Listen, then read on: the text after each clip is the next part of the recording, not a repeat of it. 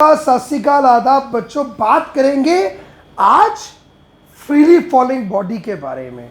क्या होती है फ्रीली फॉलिंग बॉडी? जब कभी कोई भी object under the effect of gravity नीचे गिरता है उसे आप और मैं कहते हैं फ्रीली फॉलिंग बॉडी, जिस फिनोमिना को हम लोग कहते हैं free fall. Free fall whenever a body falls under the effect of gravity. For example, आपके पास एक, ये हम मान लेते ग्राउंड है,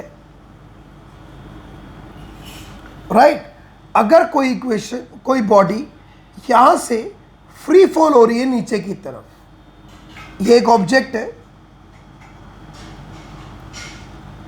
जो फ्री फॉल हो रहा है, यानी कि नीचे की तरफ टुवर्ड्स ग्राउंड जा रहा है। जैसे जैसे ऑब्जेक्ट ऊपर से नीचे गिरेगा उसका वेलोसिटी इंक्रीज होता जाएगा, और जब बॉडी का वेलोसिटी बढ़ता जाएगा ऊपर से नीचे तक तो उसके अंदर पैदा होगा एक्सीलरेशन, राइट।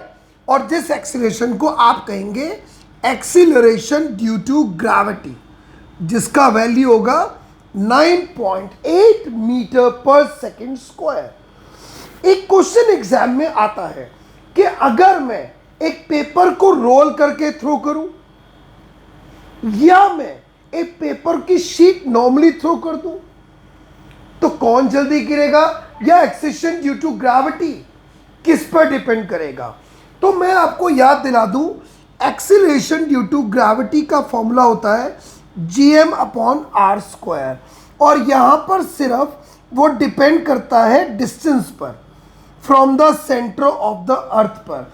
अगर मैं यहां से एक शीट ये गिर रहा हूं, दो चीजें गिर रहा हूं, एक पेपर का रोल और एक शीट, तो भाई दोनों के ऊपर acceleration due to gravity same होगा, because acceleration due to gravity only depends on distance of the body from the centre of the earth. It doesn't depend on the mass of object. वो object के mass पे depend नहीं करता, चाहे आप किसी बड़े ऑब्जेक्ट को घेरो, छोटे ऑब्जेक्ट को घेरो, सिर्फ acceleration due to gravity depends on r, only on r. जैसे अगर मैं बात करूं, अगर मैं अर्थ की बात करता हूं तो मुझे हर बार ये याद रखना है कि अर्थ में हम लोग, एक आपका पोल होता है और एक आपका इक्वेटर होता है, ये आपका सेंटर होता है। अगर मैं एक ऑब्जेक्ट को यहां रखा और एक ऑब्जेक्ट को मैंने यहां रखा इक्वेटर पर, तो क्या दोनों के लिए acceleration due to gravity same होगा? Answer is no. क्यों? क्योंकि यहां पे आर ज्यादा होगा और रेडियस एट इक्वेटर ज्यादा होगा और रेडियस एट पोल कम होगा। तो acceleration due to gravity at pole और acceleration due to gravity at equator को अगर मैं कंपेयर करूंगा तो acceleration due to gravity at pole is greater than acceleration due to gravity at equator. Always remember that, भूलना नहीं है आपको। अब क्या ये सेंटर, जैसे जैसे ऑब्जेक्ट पास जाता जाएगा एक्सीलरेशन ड्यू टू ग्रेविटी बढ़ता जाएगा, लेकिन जब एक ऑब्जेक्ट अर्थ के सेंटर पे आ जाएगा, सेंटर पर, तो वहां पर acceleration due to gravity at centre will be zero. Why? Because यहां पे डिस्टेंस जीरो होगा, और जब आर अगर जीरो होगा तो एक्सीलरेशन ड्यू टू ग्रेविटी की वैल्यू जीरो हो जाएगी। That is why so acceleration due to gravity की वैल्यू जीरो होती है at the centre of the earth, right. अब और कुछ बात करेंगे, क्या बॉडी को अर्थ अपने सेंटर की तरफ खींचती है? जी हां, खींचती है एक फोर्स के साथ। लेकिन अगर आप उस फोर्स का मैग्नीट्यूड काउंट करना चाहते हैं देन तो आपके पास, आपको निकालना पड़ता है बॉडी का वेट। यस, आपने सही सुना, बॉडी का weight. Weight, what is weight? आपको लगता है कि वेट मतलब 40 kg 50 kg, that is weight. No, that is not weight, this is your mass. वो एक अलग चीज है, मास अलग चीज है, वेट अलग चीज है। क्या फर्क है दोनों में? सुनते हैं आराम से। मास एक बॉडी के अंदर कितना मैटर कंटेन्ड है, वो उस बॉडी का मास है।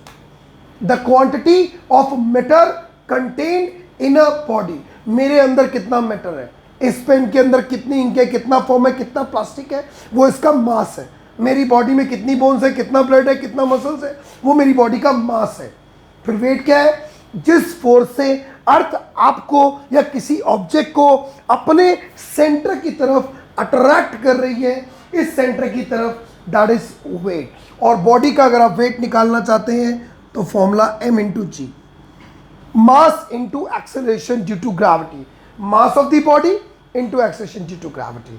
तो अगर आप किसी बॉडी का वेट निकालना चाहते हैं जिसका मास आपको पता है, फॉर एग्जांपल 50 kg, तो बॉडी का वेट कैसे निकालेंगे आप? m into g, 50 into 9.8, that will be equal to 0.10 00490, क्या? न्यूटन। क्यों? बिकॉज फोर्स की यूनिट न्यूटन होती है। अब क्या आप वेट और मास में कंफ्यूज है?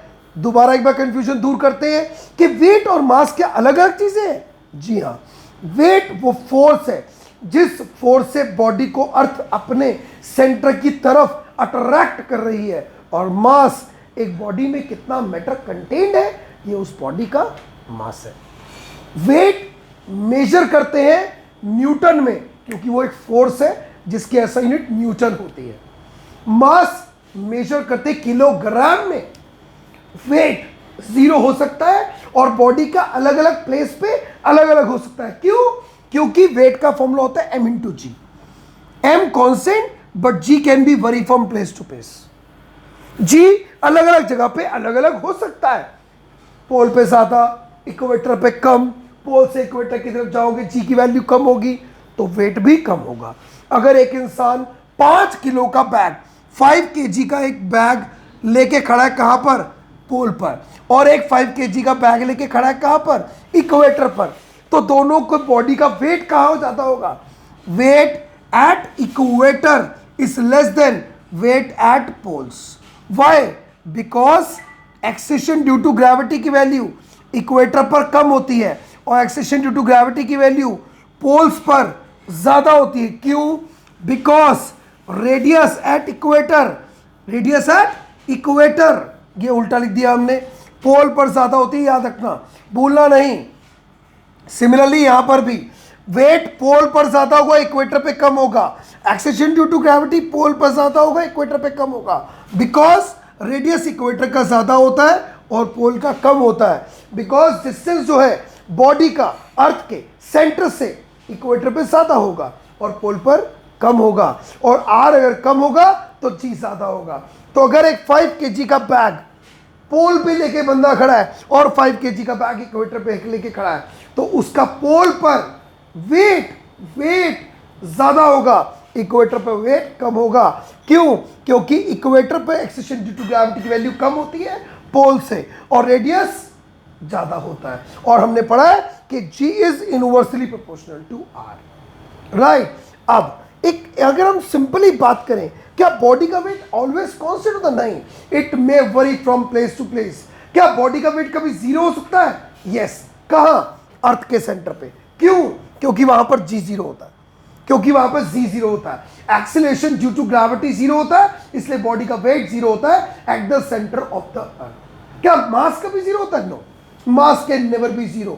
मास कहीं भी ले लो, अर्थ के सेंटर पे ले लो, अर्थ के कितने भी डिस्टेंस पे ले लो, मून पर, सन पर, कहीं पर भी ले लो, बॉडी का मास ऑलवेज कांस्टेंट। एक एग्जाम में क्वेश्चन आया, क्या क्वेश्चन था? कैटरीना कैफ अर्थ पे खड़ी थी, 60 kg वेट था, कैटरीना कैफ मून पे चले गई, बताओ उसका मास वहां पे कितना होगा? अगर अर्थ पे मास था 60 kg तो मून पे मास कितना होगा? कांस्टेंट रहेगा। मास can neither increase not decrease because mass is always constant. It cannot vary from place to place. But yes, weight can vary from place to place. अब अगर मैं जनरली बात करूं, वेट बॉडी का मून पर कितना होगा? Weight at moon is 1/6 the weight of earth. जितना बॉडी का वेट अर्थ पर है उसका 1/6 होगा कहां पर? मून पर। एग्जाम में क्वेश्चन आया, if a body weighs 120 newton on earth, find its weight on moon। Optional question आ सकता है, तो हमें पता होना चाहिए कि weight at moon is 1/6 weight of earth on ठीक है, weight at moon is 1/6 the weight of earth, 20, that will be 20 newton, right. अब मैं कहूं बताइए उस बॉडी का मास कितना है, मास कितना है, तो मुझे पता है वेट का फॉर्मूला क्या होता है, m इंटू जी। वेट कितना है 120, m कितना है नहीं पता, g कितना है अप्रोक्सीमेटली 10, ये तभी ले सकते हो जब गिवन हो, उधर जाके डिवाइड हो जाएगा, 120 डिवाइड बाय 10, बॉडी का मास कितना है 12 किलोग्राम। अब ये मास मून पर कितना होगा, same, because mass is always constant, mass हमेशा कांस्टेंट रहता है, मास कभी चेंज नहीं होता। अब एग्जाम में क्वेश्चन क्या क्या आ सकते हैं, पहला what is the difference between mass and weight, write down the difference. Weight it is the force by which a body is attracted towards centre of the earth, mass the quantity of matter contained in a body, weight SI unit Newton, mass SI unit kilogram, weight it can be vary from place to place and it can be zero at the center of the earth, mass is always constant, weight always acted toward the center of the earth, therefore it is a vector quantity, mass is a scalar quantity because इसकी direction नहीं होती, magnitude होता है। Body का wait अर्थ पर जितना होगा उसका 1/6 मून पर होगा, क्यों, क्योंकि एक्सेशन ड्यू टू ग्रेविटी की वैल्यू मून पर 1/6 होती है अर्थ के कंपैरेटिवली, इसलिए क्या बॉडी का वेट कहीं जीरो हो सकता है, yes at the centre of the earth, why, because acceleration due to gravity zero होता है। Why acceleration due to gravity zero क्यों होता है, बिकॉज इस फॉर्मूले के थ्रू, क्योंकि जब बॉडी अर्थ के सेंटर पे होती है तो उस बॉडी का डिस्टेंस अर्थ के सेंटर से जीरो हो जाता है, तो जब यहां जीरो सब्स्टिट्यूट करोगे तो value acceleration due to gravity की जीरो आएगी, राइट। क्या जब आप बॉडी को ऊपर थ्रो करेंगे तो क्या होगा, अगर आप बॉडी ऊपर थ्रो करेंगे वैल्यू जी की नेगेटिव होगी और बॉडी को डाउनवर्ड थ्रो करेंगे तो जी पॉजिटिव में होगा, व्हाई, क्योंकि जब आप बॉडी को ऊपर थ्रो करते हैं तो वेलोसिटी डिक्रीज होती है और जब बॉडी को नीचे थ्रो करते हैं तो वेलोसिटी इंक्रीज होती है, एक्सीलरेशन पॉजिटिव, ऊपर थ्रो करेंगे एक्सीलरेशन नेगेटिव होगा। So this is how difference between mass and weight, और हमने अलग अलग तरह की बहुत सारी बातें की, राइट। अगले वीडियो में बात करेंगे कुछ और इस तरह के इंटरेस्टिंग टॉपिक्स की। ये था मास और वेट में डिफरेंस और वेट के बारे में कब कहाँ कितना कैसे होता है। अगले वीडियो मिलते हैं, till then stay safe, bye.